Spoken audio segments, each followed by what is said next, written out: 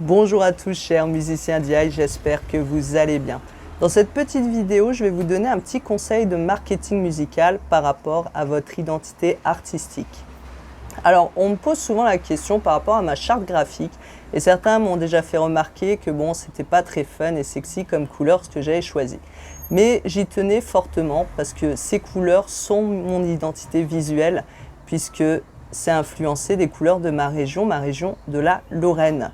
Donc j'ai vraiment réfléchi à l'identité que je voulais autour de mon label et ce qui était important pour moi, c'est avant tout ma région que je porte très fortement dans mon cœur.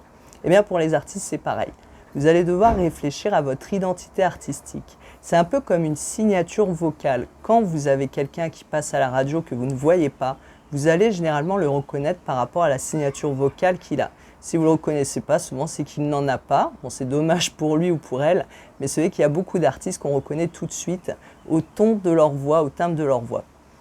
Vous allez devoir aussi penser à l'identité visuelle parce qu'il y a certes, on va vous reconnaître par rapport à votre signature vocale ou un style ou certains instruments utilisés, mais aussi par exemple à des pochettes d'albums, à des couleurs, à des typographies qui vont être utilisées par rapport et autour à votre domaine artistique et à votre univers musical.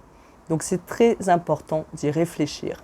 Alors l'identité artistique, ça peut être quoi? Ça peut être de réfléchir à une typographie que vous allez utiliser, un visuel, des couleurs. Pour vous inspirer, vous pouvez par exemple utiliser Pinterest, aller chercher des paysages, des photographies qui pourraient ressembler à l'univers que vous voulez donner à votre tour, autour de votre musique et de votre personnalité artistique. Et j'ai un exemple rapidement qui me vient en tête, alors je ne sais plus son nom, je suis désolé, mais ce chanteur qui est un peu le sosie vocal de Johnny Hallyday. Lui, il a une grosse problématique, c'est que comme il s'est lancé là-dedans, maintenant, il ne fera plus rien d'autre en fait. Alors certes, il a le même timbre de voix que Johnny Hallyday, mais peut-être qu'il aurait pu démarrer une carrière en faisant un autre style de musique, en essayant de ne pas jouer non plus au rocker, et il aurait pu se démarquer. Bon, il a choisi la voix du blues, du rock, et donc forcément, ça colle à Johnny Hallyday, et forcément, il n'en sortira plus aujourd'hui, ça va être très compliqué pour lui.